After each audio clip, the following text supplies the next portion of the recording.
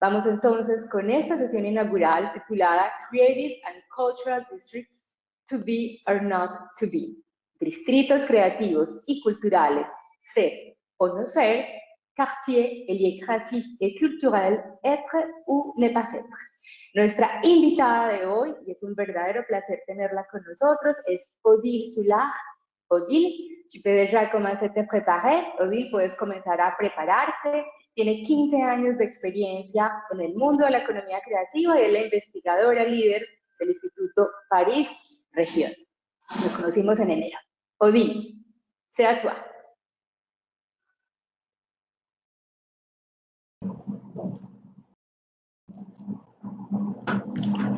Bonjour à tous, je m'appelle Odile Soulard, je travaille à l'Institut Paris Région à Paris. Je suis économiste urbaniste et je vais vous présenter les travaux que nous avons conduits sur les districts culturels et créatifs. Alors, tout d'abord, un petit mot quand même sur le contexte actuel. Donc, je vais vous faire cette présentation depuis chez moi puisque Paris et la France sont aujourd'hui à nouveau confinés depuis vendredi 30 octobre. Plus que jamais, la culture nous semble un élément essentiel de nos identités, de cohésion sociale. C'est aussi un secteur économique très important qui aujourd'hui connaît une crise existentielle sans précédent. Donc, évidemment, les districts culturels sont très concernés par ces questions aujourd'hui de fermeture de sites, de baisse de financement. Donc, je vais essayer de vous dresser un peu un portrait des travaux que nous avons menés, mais il faut aussi avoir en tête que le contexte actuel fragilise beaucoup de ces districts que nous avons étudiés. Alors, je vais vous partager mon PowerPoint.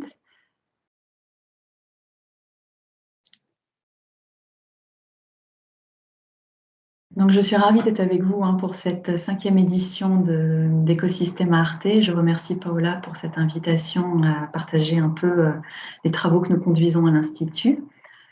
Voici le plan de ma présentation. Je vais vous montrer en fait comment la culture aujourd'hui s'est immiscée un peu dans tous les aspects de l'agenda métropolitain, mais de plus en plus aussi comment la culture est devenue un ingrédient clé par ses infrastructures des stratégies métropolitaines. Donc, nous partirons ensuite sur une analyse des caractéristiques communes des districts culturels et créatifs, puisque cela devient un peu, il y a un engouement aujourd'hui autour de ces clusters culturels. Nous verrons ensuite comment ils sont un ingrédient en fait pour revitaliser les territoires, pour augmenter l'attractivité aussi de ces territoires, avec aussi un pendant négatif qui est évidemment la gentrification des quartiers qui les accueillent. Et nous finirons aussi sur une vision un peu différente aujourd'hui que l'on a pu constater chez certains quartiers culturels et créatifs de leur intégration en amont, en fait, dans les stratégies territoriales et souvent dans le cadre de stratégies d'urbanisme temporaire. Alors peut-être pour vous situer d'où je parle, donc je travaille à l'Institut Paris Région. C'est une association qui a été fondée en 1960 par l'État français et qui a été repris par la région Île-de-France dans les années 80 à la suite de la décentralisation. Nous sommes un centre, en fait, un think tank qui analyse, qui conseille les pouvoirs publics sur leurs politiques et les stratégies à suivre sur différents aspects.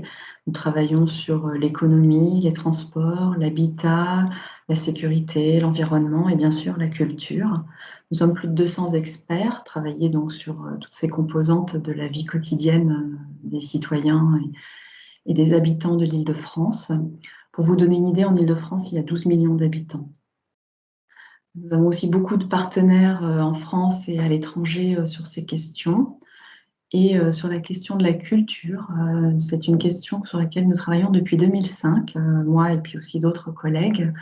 Nous sommes d'abord attachés à parler des équipements culturels. Nous avons ensuite travaillé sur la question des industries culturelles, puis les industries créatives, en s'inspirant des travaux qu'avait conduit Londres sur les métropoles anglaises qui étaient en désindustrialisation et qui s'étaient reconverties grâce aux industries créatives. Nous avons été pionniers en France sur cette approche et depuis quelques années, en fait, on s'intéresse beaucoup à la dimension du cluster créatif et à l'écosystème créatif et au district culturel. Donc pour cette présentation, je vais vous présenter, en fait, je vais m'inspirer d'études de cas qu'on a conduit dans le cadre de 4 travaux sur les industries culturelles et créatives. Et toutes ces études, vous pouvez les retrouver sur notre site internet. Alors, certaines sont en français, on en a traduit quelques-unes en anglais, donc vous pouvez retrouver des études de cas qui sont en France, mais aussi à l'étranger, sur tous les continents.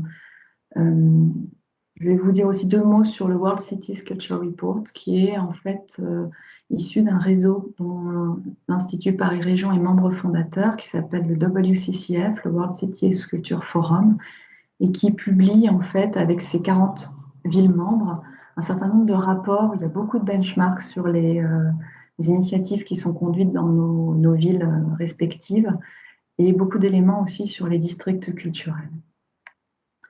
Alors aujourd'hui, la culture, en fait, elle existe à part entière dans les agendas culturels des grandes villes mondes.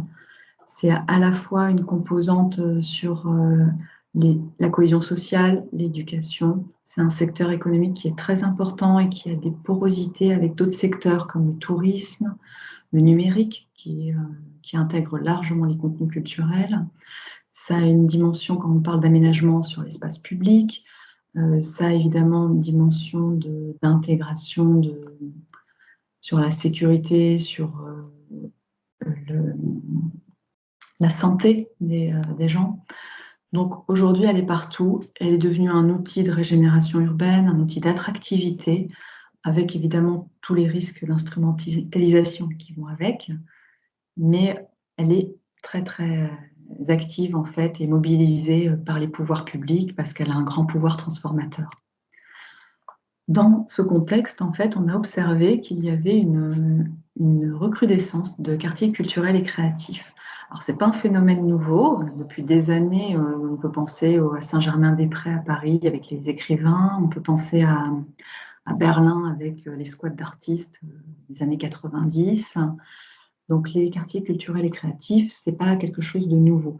Mais aujourd'hui, il y a une recrudescence parce que les pouvoirs publics voient en fait un moyen de régénérer des territoires, de créer de l'attractivité, de l'identité. Donc, c'est quelque chose aujourd'hui qui apparaît dans les politiques culturelles pour finalement développer des clusters autour des industries culturelles et créatives, pour revitaliser des territoires qui ont été affectés par la désindustrialisation, qui connaissent aujourd'hui des difficultés sociales. Et tout ça, ça permet aussi d'améliorer l'attractivité, d'attirer des touristes. Donc, gros engouement sur les quartiers culturels et créatifs. Alors là, je vous ai mis une définition, il n'y en a pas une seule, hein, les contours sont assez flous et on va le voir, il y a une grande diversité de quartiers culturels. Mais dans l'ensemble, en fait, on s'aperçoit qu'il y a une forte densité d'équipements culturels structurants comme des musées, des théâtres. Ce sont aussi des lieux de création artistique, ce sont des lieux qui produisent de la culture, pas juste des lieux de diffusion. Donc on va retrouver des ateliers d'artistes, par exemple, d'autres acteurs clés, on va revenir dessus un peu plus tard, beaucoup d'événementiels autour de ces lieux. Et tout ça, ça crée une dynamique et ça anime un écosystème créatif. Alors il y a peut-être pour incarner un peu cette définition, je vais revenir légèrement sur le quartier des spectacles à Montréal, qui est souvent cité en exemple. Il est aujourd'hui largement développé, puisqu'il a commencé ses premiers développements dans les années 2000, de manière un peu spontanée, dans un quartier qui connaissait des difficultés, c'était le Red Light District de Montréal. Là, vous voyez sur cette image la carte en fait, du district, et il regroupe en fait toutes les composantes de ce qu'on appelle un écosystème d'un district culturel et créatif. Donc il y a des lieux culturels structurants, il y a aussi des choses qui s'apparentent à du off, beaucoup d'événementiels, des emplois culturels, donc des habitants, c'est un quartier à part entière. Je crois que le quartier s'étale sur 1 km², il y a 12 000 habitants, 7 000 travailleurs des industries culturelles et créatives sur le site. On compte aussi de nombreux musées, 66 musées sur le site, 86 théâtres, plus de 384 festivals. L'animation en fait et aujourd'hui faite par le partenariat du Quartier des Spectacles, qui est un organisme à but non lucratif qui a été créé par la ville de Montréal en 2003. Il y joue un rôle crucial aujourd'hui.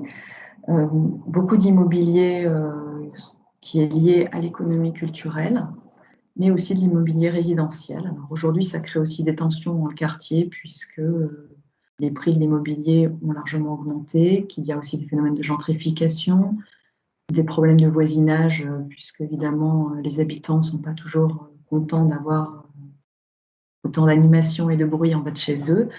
Donc ce quartier, en fait, il concentre un peu tous les ingrédients. Il est très bien relié par les transports, il a une gouvernance qui fonctionne très bien, il est relié à d'autres clusters dans le monde. Voilà, donc c'est un bon exemple de ce que peut être un quartier culturel et créatif. Mais il est évidemment très lié au contexte de Montréal, qui est une ville créative, qui avait déjà de nombreux atouts sur les industries culturelles et créatives. C'est une ville touristique. Donc voilà, tout ça montre aussi qu'il y a des spécificités qui font que chaque quartier culturel a son propre ADN. Donc, on a essayé, dans le cadre de nos travaux, de regarder en fait quelles étaient quand même les caractéristiques communes des quartiers culturels et créatifs. Alors, s'ils sont chacun un petit peu différents, et on va le voir dans cette présentation, ils ont des caractéristiques communes. Donc, souvent, il y a un terreau culturel existant au démarrage. Soit peut être un collectif d'artistes, ça peut être des musées, ça peut être des festivals qui ont tendance à se reproduire sur un même site. Et ce terreau, en fait, va être le point d'ancrage pour développer tout autour une dynamique autour d'un quartier culturel. Autre point un peu clé, c'est l'accessibilité. Ce sont des lieux qui sont alors soit dans des anciens sites industriels, soit en proche périphérie des métropoles. Ils sont souvent bien connectés aux transports en commun. C'est assez important parce qu'en fait, si on regarde les fonctionnements des écosystèmes créatifs, les artistes et les entreprises des artistes des secteurs culturels ont besoin d'une certaine centralité en fait pour trouver les réseaux, pour travailler ensemble. Ils fonctionnent beaucoup en logique de projet et en fait la proximité à la ville-centre est quelque chose de très important pour eux parce que c'est là qu'ils vont trouver les connexions et les réseaux dont ils ont besoin pour travailler sur leurs projets. On a dans les caractéristiques aussi les atouts locaux, il faut trouver des espaces qui ont des loyers qui sont abordables, attractifs, puisque les artistes ont besoin quand même souvent de trouver des espaces qui sont assez grands, qui peuvent avoir des volumes pour certains. Ils ont besoin de travailler justement dans des espaces un peu atypiques et qui ont du cachet. Donc, d'où l'attirance aussi pour les culturels. Alors, d'autres composantes sur lesquelles je vais revenir un peu plus en détail, c'est un quartier culturel et créatif. Il y a toujours un réseau dynamique d'acteurs. Donc, on trouve une grande diversité de sites, d'acteurs présents dans les quartiers culturels. Par exemple, au premier chef, on va trouver des équipements culturels structurants. Donc, ça peut être des musées, des théâtres, des salles de spectacle, des lieux de concert. Il y a aussi des lieux d'exposition secondaires, un petit peu plus modestes parfois dans leurs composantes, mais qui peuvent être aussi finalement des lieux de production culturelle très importants pour ces quartiers culturels, des espaces de création pour les artistes. Alors ça peut être des ateliers, ça peut être des résidences d'artistes. On va trouver aussi des commerces culturels, des librairies, des lieux de diffusion, des cinémas, voilà. Des activités aussi commerciales qui ne sont pas forcément culturelles, mais qui vont faire partie de la vie du lieu. Donc on va trouver par exemple des bars, des restaurants, toutes sortes de lieux qui peuvent participer de l'animation du site. Des entreprises culturelles, mais pas que. On va trouver aussi des startups, des Fab Labs. Certains quartiers culturels et créatifs sont très liés aussi à l'économie sociale et solidaire. D'autres sont liés aux activités liées à l'environnement, au réemploi, à la réutilisation des matériaux. Donc tout ça, souvent fonctionne assez bien dans les quartiers culturels et créatifs. Une autre dimension importante, ça peut être les universités, les écoles d'art, de design, qui sont présentes souvent et mobilisées dans ces quartiers culturels. On observe aussi une programmation culturelle qui est riche, de l'événementiel, et des lieux de loisirs, des lieux festifs. Il peut y avoir des boîtes de nuit dans certains quartiers. Donc le quartier vit en fait au gré de la journée, à la fois comme un lieu de travail, un lieu de découverte pour les habitants, un lieu de participation aussi, d'éducation artistique, et aussi un lieu festif la nuit. Tout ce réseau qui bouillonne, il n'est pas déconnecté dans le quartier de l'écosystème culturel qui existe dans la métropole. Dans la métropole, en fait, souvent, on va trouver l'écosystème culturel avec toutes ses composantes, à la fois les secteurs des industries culturelles et créatives, que ce soit le film, l'audiovisuel, l'édition de livres, de presse, le design, l'architecture, la publicité, le patrimoine, enfin, etc.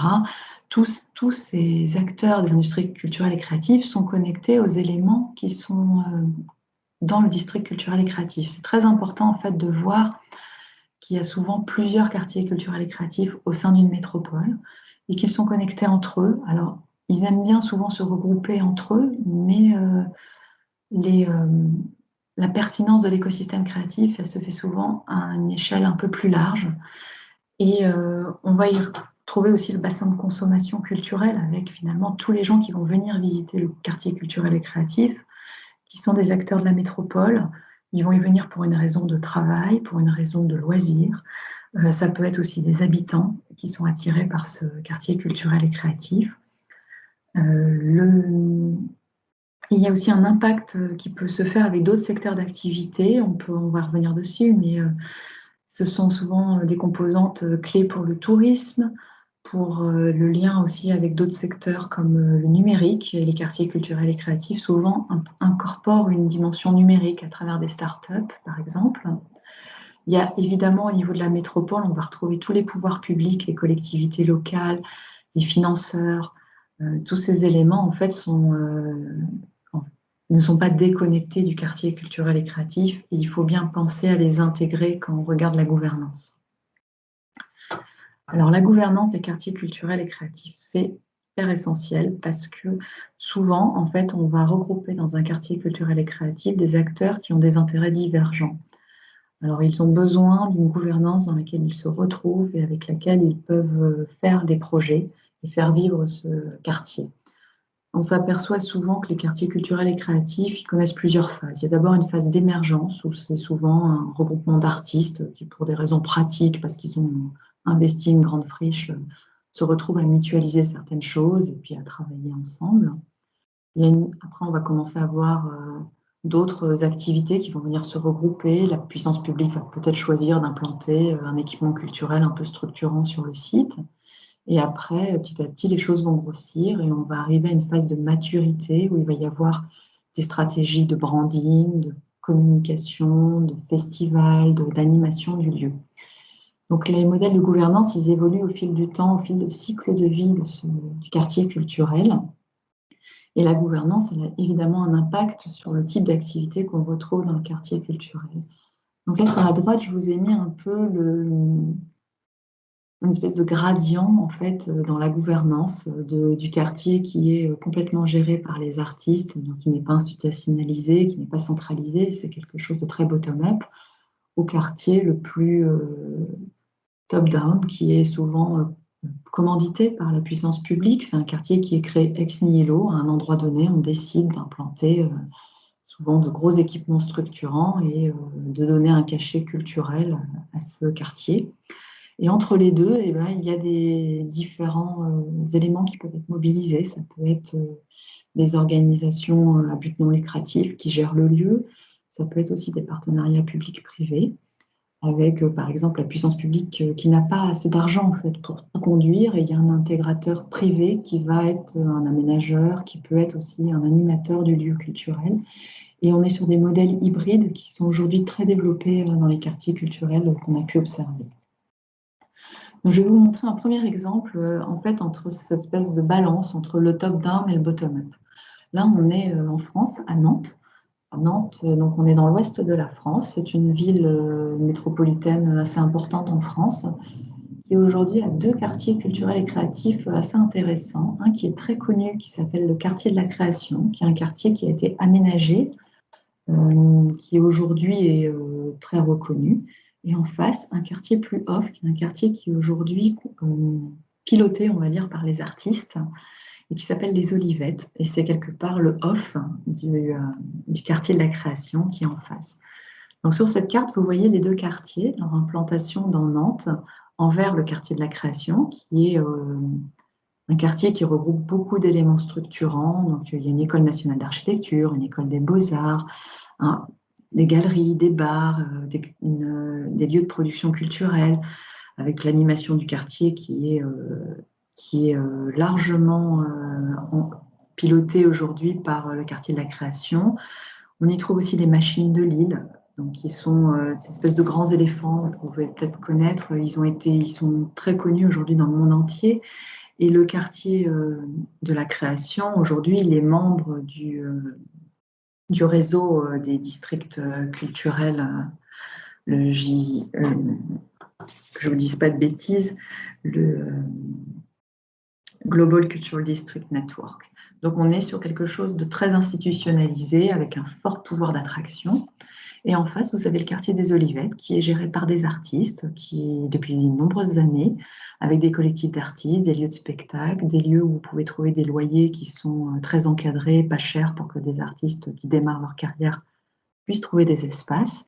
Et les deux cohabitent très bien, et on voit bien que finalement, tout l'intérêt pour une métropole aujourd'hui, c'est d'avoir une diversité de lieux créatifs où chacun, en fonction en fait de son parcours et de sa maturité dans son activité artistique, peut trouver un lieu pour créer, se développer.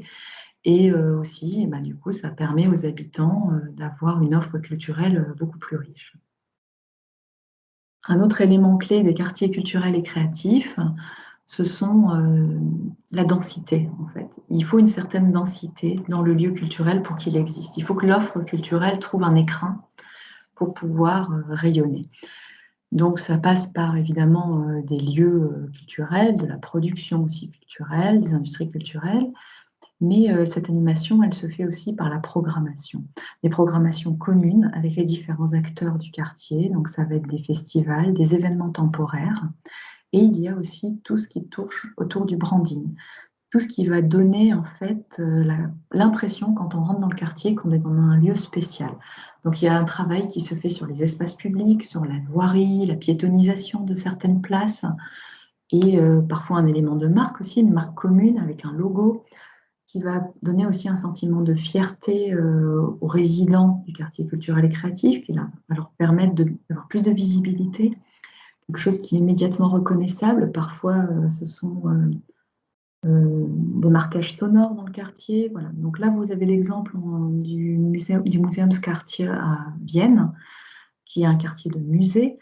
Ce sont les anciennes écuries royales de Vienne qui ont été réhabilitées et transformées en gardant une partie de l'ancien patrimoine et en construisant aussi de nouveau, et qui s'est structuré autour de grands musées. C'est un lieu très vivant sur lequel il y a de l'événementiel, il y a aussi beaucoup de restaurants et de bars qui font vivre le lieu. Mais on est quand même dans un lieu qui est plus sur la diffusion que de la production culturelle. Donc parfois, on utilise aussi les quartiers culturels et créatifs pour des projets en fait urbains et sociaux. Projets urbains parce qu'on est parfois dans des quartiers qui sont d'anciens quartiers industriels, qui ont été délaissés, qui ont un manque en infrastructures culturelles. Là, vous voyez sur la droite la Cité du Design à Saint-Étienne en France, qui était une ancienne armurerie, ancien quartier industriel délaissé, qui a choisi de se repositionner sur le design en intégrant de plus en plus de composantes autour du design, que ce soit des écoles, des entreprises. Et aujourd'hui, il y a un fort rayonnement qui dépasse largement la France sur ces aspects. Donc ça a été un outil de régénération urbaine, un outil aussi de réappropriation par les habitants de leur identité. C'est un lieu d'identité, c'est un quartier qui est aujourd'hui très apprécié par les habitants. Ça a aussi été un vecteur d'attractivité, puisque aujourd'hui, Saint-Étienne a complètement changé son image. Et c'est aussi un lieu de développement économique, puisque de plus en plus d'entreprises viennent s'implanter autour. Alors, ça peut aussi avoir un pendant. Là, je vous ai mis aussi la photo de la Helix Factory à Lisbonne.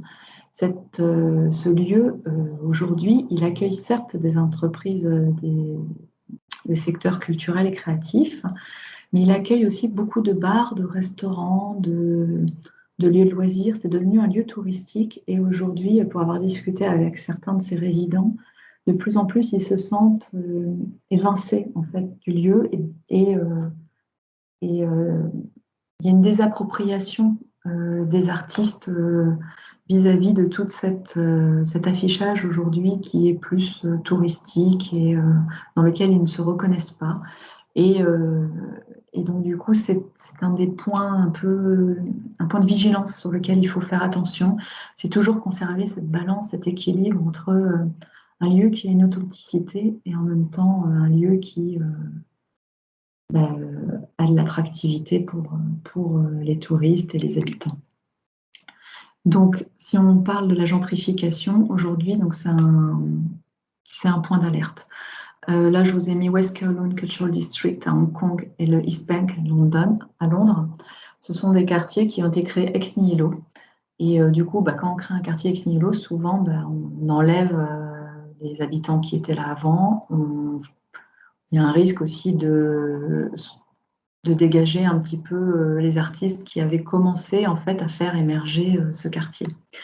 Donc Londres, j'ai insisté sur Londres. Londres a ce problème en fait aujourd'hui parce qu'ils ont sur tout leur quartier culturel et créatif, là, il y en a à peu près 17 qui ont été identifiés à Londres, un problème aujourd'hui avec les toutes petites structures culturelles qui sont évincées. Donc ils ont essayé de créer ce qu'ils appellent des Creative Enterprise Zones. Ils en ont 6 à ce jour, donc l'idée c'est de l'étendre à l'ensemble de Londres. Ils ont investi 11 millions de livres sterling pour essayer de préempter des sites, de garder des loyers attractifs pour les artistes, pour qu'ils puissent rester à l'intérieur des quartiers qu'ils ont vus naître. Donc c'est quelque chose, ils ont peu de moyens, mais voilà, c'est essayer quand même de garder l'authenticité de ces lieux et de freiner un peu toute cet emballement aujourd'hui des aménageurs pour les quartiers culturels. Un quartier emblématique de cette appétence pour les quartiers culturels, c'est East Bank, qui est dans l'ancien site olympique des JO de Londres de 2012. Ça va être un énorme quartier culturel et créatif, complètement aménagé. Alors, il y a le ministère, il y a l'État qui investit dessus, la municipalité de Londres et la London Legacy Development Corporation. Il y a plus d'1,5 milliard d'investissements. L'idée, c'est de créer 2500 emplois, d'avoir plus d'1,5 million de visiteurs par an et plus de 10 000 étudiants. C'est à la fois un campus universitaire et un cluster culturel. Il y a des extensions de grands musées culturels de Londres, comme Sadler's Wells, la Victoria and Albert Museum, le Smithsonian Institution, qui vont créer en fait des nouveaux lieux sur ce nouveau cluster. Mais comme vous le voyez sur les plans, on est sur quelque chose un peu hors sol. Donc, toute la difficulté aujourd'hui pour les autorités de Londres, c'est de faire en sorte que ce quartier se connecte aux quartiers culturels que sont Hackney et Shoreditch, qui sont pas très loin aussi de East Bank, et qui sont des quartiers culturels qui ont connu, en fait, qui ont émergé dans les années 2000 et qui sont aujourd'hui très très prisés des Anglais et aussi de leurs visiteurs internationaux, et qui ont du cachet. Et toute la difficulté, voilà, c'est de faire ce maillage à l'intérieur de la ville et de préserver en même temps l'identité de tous ces quartiers culturels et d'éviter un peu l'homogénéisation avec des bâtiments qui se ressemblent et qui sont un peu des grosses locomotives culturelles. Donc je vais, dans mon dernier point, revenir en fait sur comment on peut avoir une autre vision des quartiers culturels et créatifs et de les voir comme des outils en fait de développement des stratégies territoriales. Et pour cela, en fait, on va se placer très très en amont des stratégies territoriales. Et c'est quelque chose que nous, on observe beaucoup en Île-de-France. Donc, je vais utiliser l'exemple de la région de Paris sur ces questions. On a, comme beaucoup de métropoles, aujourd'hui un problème d'accès aux espaces pour la culture. Trouver des espaces abordables et des lieux de travail accessibles pour les artistes et pour les petites structures culturelles, c'est un vrai enjeu. On a aussi un problème de saturation des lieux culturels dans la ville, dans Paris même. Vous faites beaucoup la queue pour aller au musée, alors qu'il y a énormément de ressources aujourd'hui tout autour de Paris, dans les banlieues, et beaucoup de diversité culturelle. Donc, les districts culturels, on va le voir, ce sont des lieux en fait qui permettent de donner accès à des lieux pas chers, des lieux qui ont beaucoup de cachets, qui sont des écrins aussi pour la culture, qui peuvent être des lieux pas juste un décor pour mettre des bars et des restaurants, mais qui sont des lieux en fait de production culturelle qui enrichissent en fait la diversité de la production culturelle métropolitaine. Il y a beaucoup de réseaux, de petits réseaux locaux qui sont très connectés, très vivants, des communautés aussi qui sont très actives et qui essaient d'avoir une participation citoyenne très forte. Donc ce sont de formidables outils pour la revitalisation urbaine, pour améliorer aussi l'image des quartiers. Ça, c'est une réalité. Et du coup, je vais vous présenter en fait pourquoi on s'y intéresse. En fait, si là, sur cette carte, vous voyez, donc on est en Île-de-France, à Paris, donc la région de Paris. Je vous ai dit qu'il y avait 12 millions d'habitants qui sont assez bien répartis sur l'ensemble du territoire. Et tout au centre de ces cartes, c'est la ville de Paris. Sur cette carte, vous voyez les infrastructures culturelles classiques.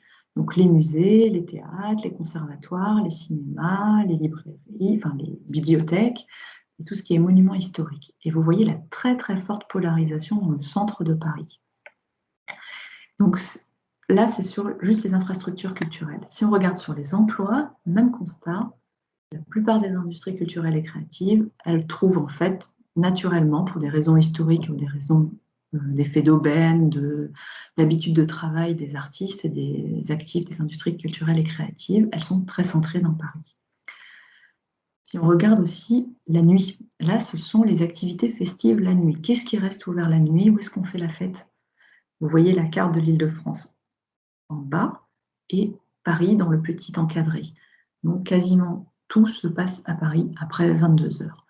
Donc, pour nous, c'est une grosse difficulté quand on dit qu'on doit servir une population de 12 millions d'habitants qui est largement diffuse sur l'ensemble du territoire francilien, de se dire que toute la vie culturelle, elle a lieu dans quelques lieux très concentrés sur Paris et les très proches communes tout autour. Donc du coup, on s'est dit, mais sur quoi on peut appuyer en fait le développement et la diffusion en fait de l'offre culturelle, de la vie culturelle dans la métropole. Et on a commencé à regarder évidemment les nouveaux lieux qui émergeaient. Et on s'aperçoit que ces nouveaux lieux culturels, ils sont souvent hybrides. Ils sont culturels, mais pas que. Ils ont souvent une autre composante. Alors ça peut être un incubateur parce que c'est très à la mode. Ça peut être des activités d'économie sociale et solidaire. Ça peut être des associations d'habitants. Voilà. Et souvent, ce sont des lieux qui réinvestissent d'anciens patrimoines industriels, d'anciennes friches et qui sont quand même des lieux avec beaucoup de foncier disponible. Donc, il y en a dans Paris, dans les quartiers, on va dire, les plus défavorisés de Paris, et il y en a beaucoup en banlieue. Et du coup, ces lieux, aujourd'hui, ils ont une vitalité assez incroyable, et ce sont des petits quartiers culturels et créatifs. Donc, on n'est pas, nous, dans la configuration de Montréal ou de Vienne, qui ont des gros quartiers culturels et créatifs, mais à Paris, on va trouver plein de petits quartiers culturels et créatifs, qui souvent ont des connexions entre eux, parce que les collectifs qui les investissent passent de l'un à l'autre, se connaissent entre eux. Et c'est toute une vitalité aujourd'hui du tissu culturel qui se joue à cet échelon très très fin du quartier culturel et créatif, et sur lesquels les pouvoirs publics aujourd'hui investissent. Donc ça va être les communes qui vont investir dans des lieux, ou alors elles vont financer des collectifs pour qu'ils fassent des projets, elles vont financer de l'animation, ou alors elles vont financer des festivals, ou alors elles vont financer aussi du dur. Ça va être, on va améliorer les infrastructures en transport en commun, on va essayer d'améliorer tous les aspects, les aménités urbaines, les enrobages sur les sols, la signalétique. Donc, tout ce qui fait, on va dire, la qualité urbaine, ça va être des éléments sur lesquels les pouvoirs publics vont pouvoir travailler. Autre élément important sur lequel les pouvoirs publics ont une prise, c'est l'urbanisme temporaire. En fait, pour tester des usages aujourd'hui, pour expérimenter qu'est-ce qui va marcher dans un quartier, on va utiliser en fait l'urbanisme temporaire parce qu'il va permettre des expérimentations. On va essayer de trouver finalement la gouvernance qui fonctionne et ça permet de tester pendant 1 an, 2 ans avec des collectifs d'artistes un lieu et son usage et voir comment on peut l'ancrer localement avec les habitants, d'essayer de voir quels sont les besoins locaux, d'avoir quelque chose qui finalement est très spécifique et qui n'est pas une solution plaquée ex nihilo. Et du coup, aujourd'hui, il y a un fort engouement dans la région, mais aussi on le voit nous avec dans le réseau WCCF, toutes les autres grandes villes mondes aujourd'hui utilisent beaucoup l'urbanisme temporaire au sein des quartiers culturels et créatifs. Donc là, je vais vous montrer en fait l'Orfèvrerie, qui est un vrai laboratoire urbain. L'Orfèvrerie, on est à Saint-Denis en France, dans le nord de Paris. C'est une ancienne ville industrielle, Saint-Denis, qui a beaucoup de friches.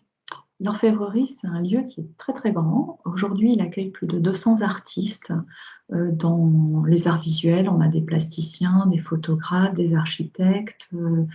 Il y a des lieux de tournage, de diffusion. Il y a sur place aussi d'autres activités qui ne sont pas forcément liées à la culture. Vous trouvez des entreprises qui sont liées à l'économie sociale et solidaire et aussi des entreprises qui font du réemploi avec des matériaux. Et il y a des porosités avec les architectes qui sont présents sur le site. Et c'est un exemple intéressant parce que ce quartier, initialement, s'il avait été aménagé directement, il serait devenu en fait un quartier de bureaux. Et en fait, là, il y a un vieux patrimoine industriel. Il ne savait pas trop quoi faire. L'aménageur, c'est un aménageur privé, ne savait pas trop quoi faire de ce lieu. Et il a décidé de tenter, on va dire, l'aventure de l'urbanisme temporaire et de le transformer en quartier culturel et créatif, mais en quartier de production. C'est-à-dire que c'est un lieu de production culturelle. Il n'est pas ouvert au public. C'est un lieu fermé sur lequel travaillent finalement des artistes. Des artistes qui sont très ancrés dans le nord de l'Île-de-France. Certains habitent à Paris, mais d'autres habitent dans la banlieue environnante de l'Orfèvrerie. Aujourd'hui, c'est un vrai succès. Et ce qui est intéressant, je trouve, c'est que en fait, l'aménageur, aujourd'hui, se dit qu'il va aménager à terme différemment son quartier. Il ne va pas finir cette aventure du quartier temporaire pour basculer sur de l'immobilier tertiaire classique. Il va essayer en fait d'en faire un village culturel. Alors il y aura certes des bureaux pour des entreprises du tertiaire, comme on peut trouver dans les grands quartiers d'affaires, mais il va essayer de conserver en fait cette composante culturelle avec des artistes et parce qu'il s'est rendu compte en fait du pouvoir en fait transformateur de ces sites et de l'image, le bénéfice d'image qu'il pouvait en tirer, et en fait de la viabilité aussi, parce qu'il avait peur, lui, initialement, que les artistes et les industries culturelles sur ce site, finalement, ne payent pas. Et en fait, c'est rentable. Donc, le fait d'avoir utilisé l'urbanisme temporaire, ça a permis de tester en fait l'usage, de se rendre compte que ce modèle économique était viable, et aujourd'hui de le faire perdurer. Donc, je trouve ça très intéressant, en fait, de trouver comment une collectivité met à disposition un site, un aménageur va le transformer, on va avoir des collectifs d'artistes ou des collectifs spécialisés qui vont trouver en fait les structures à intégrer dans le site. La gouvernance va se monter en marchant et puis petit à petit on arrive à une solution qui est viable et intéressante, qui a un ancrage local, qui donne de la fierté aux habitants. C'est une vitrine pour le territoire. On a un lieu qui est un lieu de production, de diffusion. Je trouve que c'est très intéressant aussi de s'interroger sur ce genre d'urbanisme aujourd'hui dans les villes où il y a de grosses tensions pour trouver des espaces. Et finalement, les quartiers culturels, là, sont une solution à l'échelle métropolitaine pour les artistes et aussi pour donner un peu pour revitaliser, pour lancer l'impulsion en fait pour transformer un quartier. Donc en conclusion, je voudrais que les quartiers culturels et créatifs, c'est aujourd'hui un formidable atout pour les territoires en termes d'attractivité, de storytelling, ça permet de réinventer un récit territorial avec les habitants. C'est bien pour maintenir les artistes dans la ville. On voit aussi que la culture est formidable outil de régénération urbaine. Elle est un moteur aujourd'hui, elle est de plus en plus intégrée très en amont aujourd'hui dans les stratégies métropolitaines des grandes villes. Elle permet d'expérimenter de nouveaux usages, elle est de plus en plus hybride. C'est rare aujourd'hui d'avoir un quartier où il n'y a qu'un seul élément, un quartier culturel créatif où il n'y a qu'un musée. Par exemple, c'est quelque chose aujourd'hui qui se fait de moins en moins. On voit une hybridation avec d'autres secteurs d'activité, avec toutes sortes de secteurs des industries culturelles et créatives qui sont des maillons de l'ensemble de la chaîne de production des industries culturelles et créatives. On essaie de garder un peu toute la diversité du maillage, en fait, qui font en fait la solidité aujourd'hui des quartiers culturels et créatifs. C'est aussi un moyen d'intégrer de nouvelles communautés et d'améliorer les espaces publics. Donc ça, c'est très intéressant pour les habitants qui vont pouvoir y trouver un lieu. Peut-être parfois certains vont oser aller dans un quartier culturel et créatif qui est peut-être moins institutionnel ou qui fait moins peur pour certains que le grand musée métropolitain classique ou la galerie d'art qui peut faire un peu peur. En fait, le quartier culturel et créatif, il y a quelque chose de très convivial qui fait que les gens viennent souvent pour une raison. Ils vont peut-être commencer par aller au restaurant et puis après, ils iront dans la galerie d'art ou dans le musée, où ils iront voir les œuvres qui sont proposées par les artistes dans les théâtres du quartier culturel et créatif. Donc toute la difficulté, c'est de trouver une balance entre l'attractivité et l'inclusion. Le risque, évidemment, c'est que le quartier, au bout d'un moment, attire des acteurs qui sont dans de la promotion culturelle et de chasser ce qui avait fait son ADN au tout début. Donc, c'est voir comment il arrive à maintenir cette inclusion et comment, évidemment, il permet la participation des citoyens donc, dans la diversité et puis l'équité. Alors, juste pour finir, il y a quand même de grosses difficultés qui parfois sont inhérentes au développement de quartiers culturels et créatifs. On est sur des infrastructures qui sont parfois surdimensionnées. On l'a vu sur Londres, par exemple, avec le quartier d'East Bank.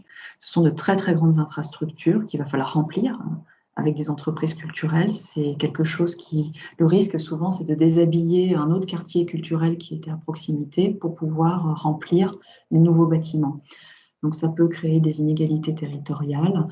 Et puis il y a un risque aussi d'homogénéisation entre les quartiers culturels où aujourd'hui on construit un peu les mêmes bâtiments d'un quartier culturel à l'autre dans le monde et on ne va plus voir qu'est-ce qui fait l'ADN et la spécificité d'un quartier.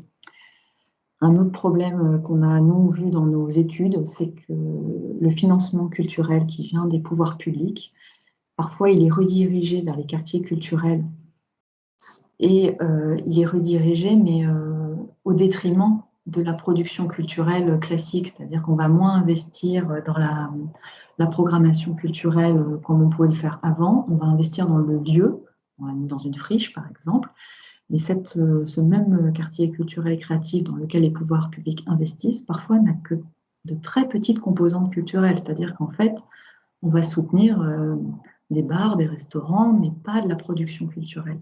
Et comme les moyens des collectivités locales aujourd'hui sont de plus en plus limités et vont de plus en plus être limités, il y a un risque d'appauvrissement de la production culturelle. Donc il faut toujours avoir ça en tête, c'est de dire comment je conserve de la production et de la création artistique et culturelle au sein de mon quartier culturel et créatif. Et évidemment, l'autre pendant, c'est la gentrification sur lequel on a peu de prise. Alors ça peut être évidemment de créer des logements qui sont abordables, des logements à la fois pour les habitants, des logements sociaux, mais aussi pour les artistes, avoir des résidences d'artistes qui permettent de les maintenir sur le site alors même que les loyers flambent. Mais c'est quelque chose qui est assez délicat dans certains contextes où parfois, évidemment, les pouvoirs publics n'ont pas toujours la main. Donc voilà, je terminerai sur cette petite note négative du quartier culturel et créatif. Je vous remercie beaucoup pour votre attention et je remercie évidemment Paola pour cette invitation et Conexiones Creativas pour l'organisation de ces 3 jours. J'espère que vos échanges vont être très très riches et qu'ils ne vont pas être trop trop plombée par le contexte le contexte que nous connaissons aujourd'hui, c'est le Covid-19. Mais voilà, nous, en tout cas, on est très confiants en Île-de-France sur le fait que la culture va rebondir, parce qu'elle rebondit toujours. Les quartiers culturels et créatifs, quand ils sont authentiques et quand ils sont motivés et animés par des collectivités des artistes qui croient en leurs projets, on n'a pas d'inquiétude, on sait qu'ils rebondiront et qu'ils arriveront à trouver des solutions. Peut-être que par contre, de grands projets qui ont été lancés comme ça voilà, n'aboutiront pas ou vont être reportés, ça c'est sûr, c'est certain. Mais voilà, on sait que la culture, elle a des ressources incroyables pour rebondir. Donc, je vous souhaite de très très bons échanges. Je suis ravie d'avoir pu présenter nos travaux et j'espère à très bientôt. Merci beaucoup pour votre attention.